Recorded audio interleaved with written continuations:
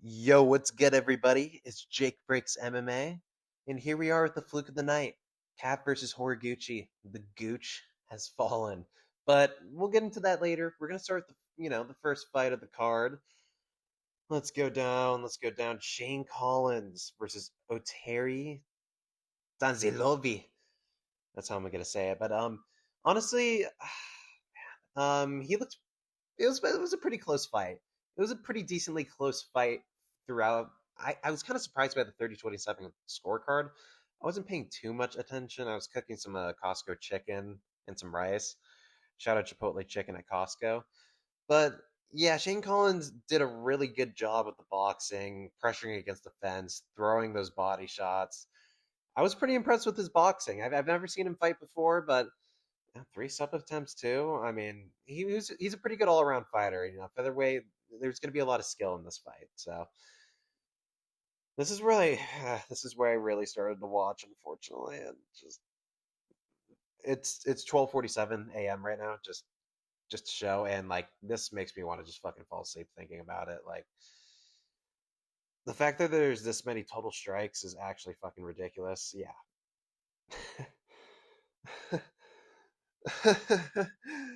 Nine significant strikes to seven. Oh my god. Yeah. Yeah, just that's all you need to know. Leon Shabazian versus Levon Chikolier. A lot of hard names here. I just it's late. I'm not gonna know how to say these names, but Shabazian looks like he's never fought a fight ever. And to be honest, with this picture here, it kind of looks like that. But oh shit. Chocahelli as he doesn't even have a picture here, but his his boxing's really good. I mean, you know, not like there's much coming back towards him, but he had two really good low leg kicks, and Shabazian basically started crying and whimpering up to the fence and took a beating. It was a what was it like a straight and then like an overhand and like a left to the body and like the body shot was like really what dropped him. Oh my god, absolute can. Ilya Taporia coming back on 1 week's notice and getting the dub against Michael Aswell Jr. I remember seeing these odds, and Michael Aswell Jr. is like minus 400 or something fucking crazy like that. And I'm like, dude, like, I get it. Like, Gaston Bolaños is shit, but like, Michael Aswell is also pretty shit. Like, they're both pretty shit. What are they? I think Gaston Bolaños is like what, like one and something in the UFC now, two and something. Michael Aswell's like 1 and 3. And Aswell was looking really good at the beginning of the fight. Like I thought he was going to take the first round. It was a close fight. I thought it could have gone either way for a second. You could see Michael Aswell had a lot more total strikes in the first round, and it's just his shots were not as powerful as Bolaños.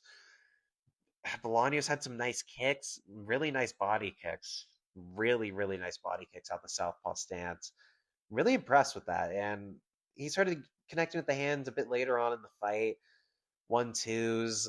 He's not really looking like Ilya Taporia, but Michael Aswell's just so jittery and just like a bit soy.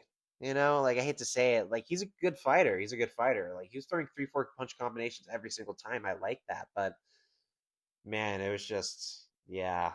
You could see it was definitely a close fight. I mean, Michael Aswell had him on the numbers, but Bolaños just had more powerful punches, more bigger moments, and I think he deserves to win that fight. So next we go to Alan Nascimento versus Mitch Raposa. I actually called this upset. Surprised it was a split decision, but Alan Nascimento just looks like he doesn't belong on the feet in the slightest in the flyweight division. I mean, like you got to be pretty good on the feet, and like he did drop Raposa at one point at the very end of the fight in the third round, but it just wasn't enough. He was just getting pieced up. I mean, surprised it was only 17 to 15.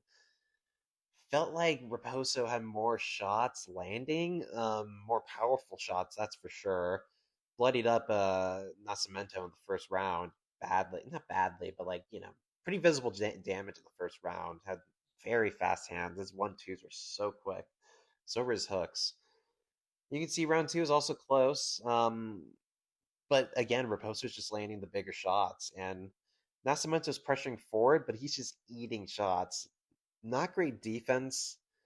Just it was bad to watch. Just kind of plotting in, not really cutting the cage off well.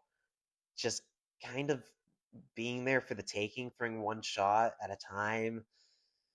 It was rough to watch, and Raposo's just like bolting in, like 1-2 left, like 1-2-3, like it's just it was good work from Raposo. And third round, yeah, you definitely give that to Nascimento. He dropped Raposo in that last round and kind of I was gonna say wrote him out, but pause. You get what I mean though. So good win by Mitch Raposo, and who did I pick?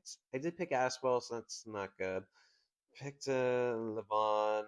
I, I don't even fucking care. I didn't pick these first two fights honestly, but yeah. So 1 of 2, and then we have a Bia Mesquita versus Melissa Mullins. I was kind of surprised. Miss Melissa Mullins almost fucking chinned Bia Mesquita in the first minute, and you're just like, whoa, whoa, whoa, whoa, guys, chill. This is WMMA. Like this doesn't really happen like this. And then Bia Mesquita pulls out the submission, survives that knockdown, and was able to. I wasn't really like super paying attention if we're being honest, but I think brought her up against the fence and brought her down. And what kind of submission was it? Yeah, I don't really remember. But yeah, it was a good win. It was a good comeback win. So this fight was kind of crazy. It was. I thought Andre Lima being a -600 favorite was a little bit crazy, but Kevin Borjas kind of won that convincingly. Let's go round by round here. You can see Andre Lima versus Kevin Borjas, round one, 20-18, significant strikes. Yeah, the round one was closer.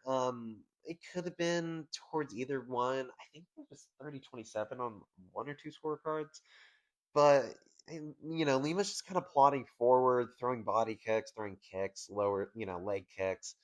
And Borjas is coming in with, 3-4 punch combinations. Head, body, body, head, body, head. Like it was just he was really mixing it up the whole fight. And round two, oh my god.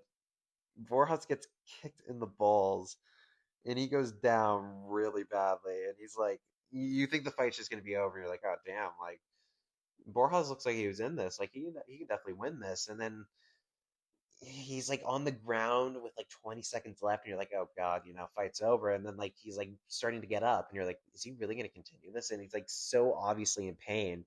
And the ref's like, are you okay to go? Like you're not in any pain. He's like, he doesn't really say anything, and they just like let the fight continue.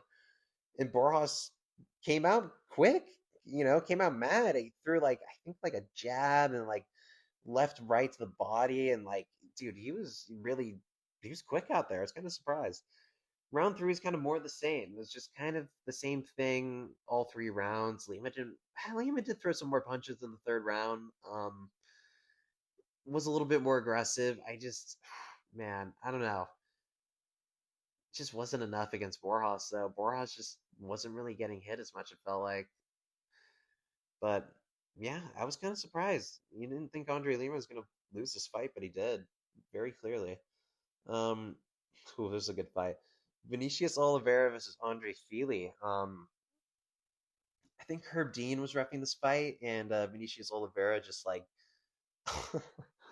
literally on the feet, just like elbows Andre Fili to the back of the head, and he just like is literally after the fight like bleeding from there, and just no call. But anyways, round one was very competitive. Very weird round by Vinicius Oliveira. Like he would throw leg kicks. His leg kicks were brutal. They were really brutal, very fast, explosive, and you could hear it every single time.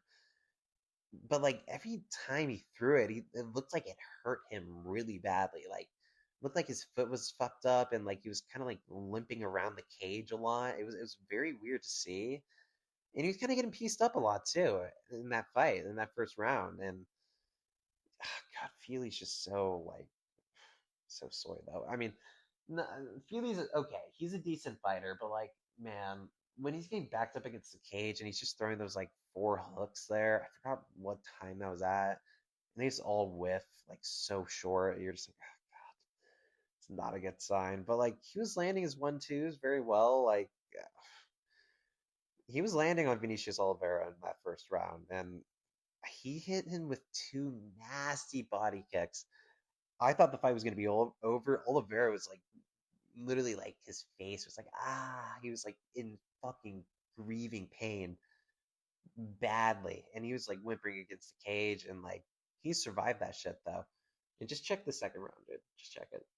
78-18. Oliveira comes out in that second round and he just marches down Feely. He just doesn't respect what is being thrown at him anymore. He knows that if he backs down Feely, it's gonna be over. Feely can't really throw those body kicks against the cage. His hands aren't really all that, and Oliveira was just unleashing. Like he would just fucking bulldoze through and just throw 5, 6 punch combinations.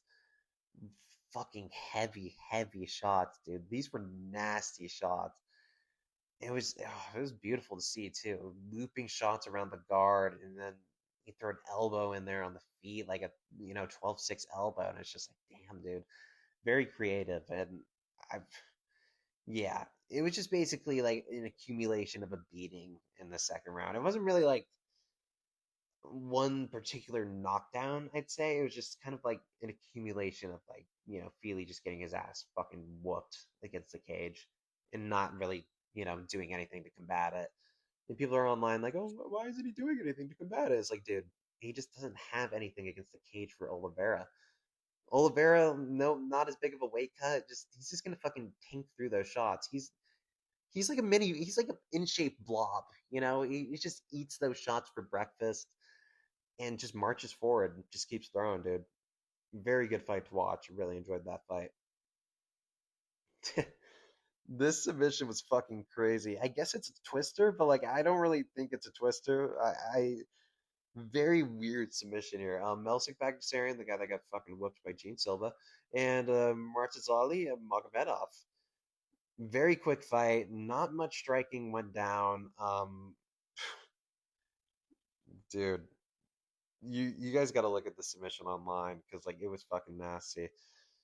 Oh my god, it was like imagine like getting someone's like pulling your head and like your arms and like your back's just getting like curved in like a U shape. This is basically what he did to Melsik Bagdasarian. It's like a twister kind of, but like more so like the back getting like fucked up, not like the ribs. It's just it was a crazy ass submission, and like, damn, dude, this guy's gonna be dangerous.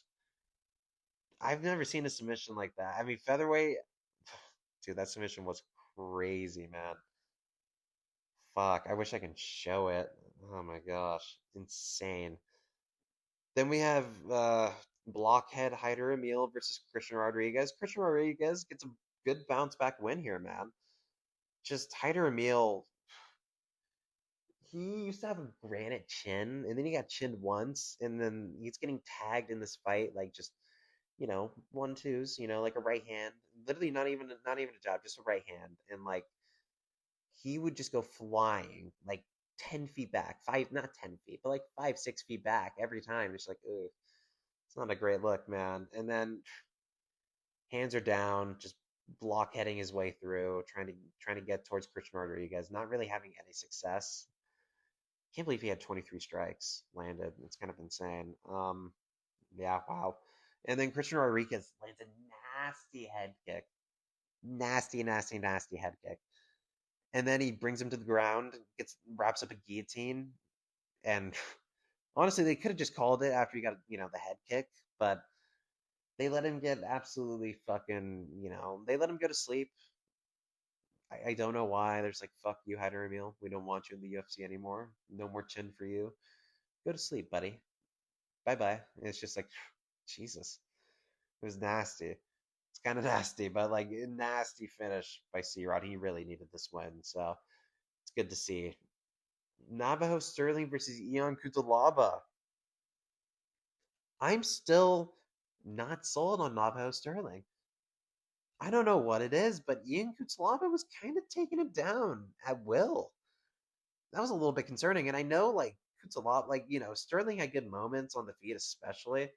in that first round, but like, man, very he was just getting taken down with ease and like getting put in submission. It's not like, any of them happened. And like he kept getting up, but like, just the amount that he was getting taken down by Kutalaba was a little bit scary. A little bit scary. Let's see. Yeah, 52 to 19 significant strikes. 16 to 6 in the first round. Yeah, it's like you could tell Navajo was winning on winning on the feet, was really mixing in the kicks very well. This guy's the next Carlos Ulberg. Next Carlos Ulberg. It's just like, dude, no. Not he doesn't fight like Ulberg in the fucking slightest. But, he had good moments. Very weird fight. Just a very weird fight. Like, especially in the second round. Yeah, the second round, Kutalaba, like, I guess he gets hurt. I don't know, by a leg kick, something. I don't really know what he got hurt by. I think he was just exhausted. Maybe from getting, some body shots here and there, but and he was wrestling a lot, to be fair. I mean, 5 takedowns in the first round, that's not really sustainable for a light heavyweight. Not that I'm thinking about it. Then he had 3 takedowns in the second round. 8 takedowns. Holy fuck, man. That's a lot of energy. It's probably why he gassed and just kind of like fell to the cage and just like took a beating to Navajo Sterling. Like Navajo didn't really crack him or anything. He just kind of like fell down and like just started like eating a bunch of shots against the cage. And it was just like, I mean, it was a close fight. It was kind of a close fight. I wasn't like super impressed with Navajo Sterling. I'm a little bit skeptical. I think he has good potential. I'm just a little bit skeptical about where he's at. I mean, he won. He definitely won this fight, and like Kutalaba couldn't do anything to finish him early, so he kind of just gassed out after shooting 20 takedowns. 5 takedowns shot in the second round, and oh, sorry, dude, I'm tripping. Yo, just completely disregard what I fucking said, man. He shot 5 takedowns. Wow. Yeah, it's 1 a.m. So y'all can fucking clown me all you want, but fuck you guys. I'm making this video for you. So even if one person watches, it's worth it. It's worth it. But yeah, just a weird fight overall. But good win by Navajo Sterling. I'd like to see him face someone, a little bit higher in the rankings, but not in the rankings, a little bit higher up competition level wise compared to Ian Kutalaba, but I'm a little bit concerned, man. I'm a little bit concerned for what's next.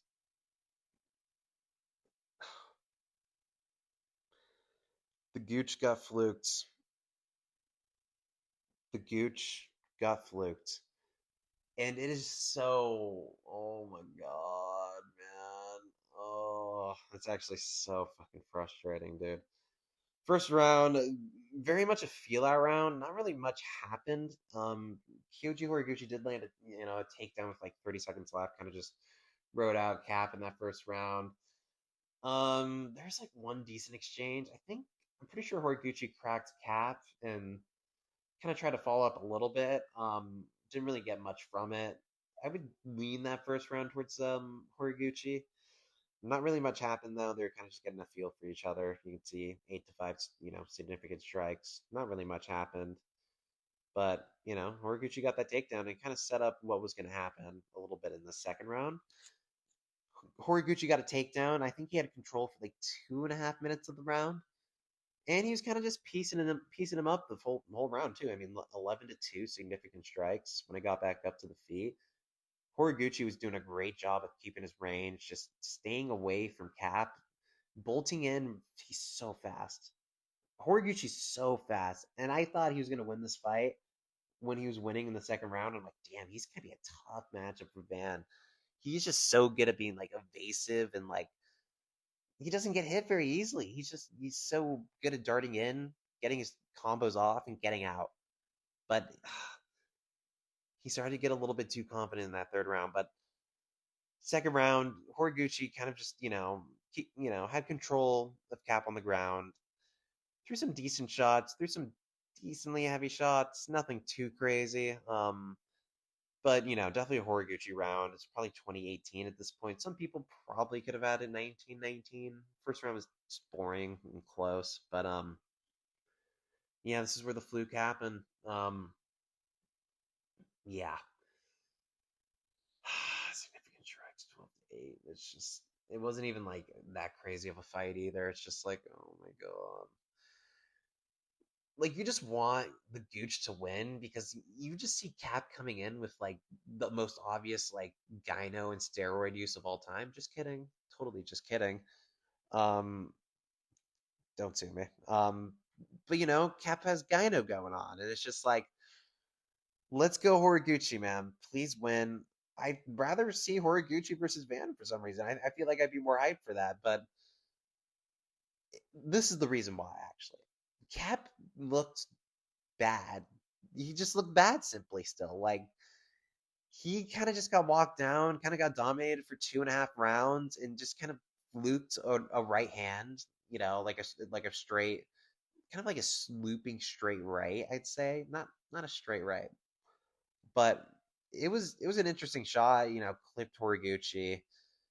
I thought Horiguchi could have potentially survived for a second, and then there was one shot that Cap landed while Horiguchi was on his like hands and elbows and like trying to cover his head. He slipped one through, hit Horiguchi right on the chin, and just dropped him head first to the canvas again. It's just like, yep, that fight's over. That fight's definitely fucking over. So yeah, it's just you're not really even hyped for Cap versus Van. If Van beats Pantoja, I'd rather see Van versus Pantoja 100,000%. Anyone else saying like, "Oh, we gotta see Cap versus Van, man! Oh my God, Cap's done so much." It's just like, oh my God, no, dude. Pantoja, we're acting like Pantoja hasn't done so much. Multiple time defending champion, a guy that always fucking shows up, unlike somebody. Like, dude, come on. Like, we need to see Pantoja fight for his belt in a legitimate fashion. But oh my gosh, just so frustrating that the Gooch got fucking flukes. Oh my god, man. Fuck. Oh, it's so frustrating. I really wanted him to win, man. Uh, but I think he can bounce back against really whoever he fights next. Dude, it's just Cap looks so plotty, man. He looks so plotty for a flyweight, and he just fucking flukes a right hand. It's just such like an anticlimactic ending. Even though Cap did get the knockout, it's just like, oh, cool. Like he threw like barely any punches and like fluked a right. Like, oh, great, dope, cool. You probably lose to Joshua Van, or you fluke him. If you fluke him, it's even worse. Just oh my god, don't even get me started. Don't. I'm not even going to speak it into existence. Anyways, I think that's enough late night rambling from you guys. If you like this video, please drop a like. And if you watched all the way through, I appreciate it. Please drop a subscribe. I would really appreciate it. We're on the road to 10 subscribers. That's right, just 10. All I need is 3 subscribers from this video. I don't even know if I'm going to get 3 views, but love y'all. Peace.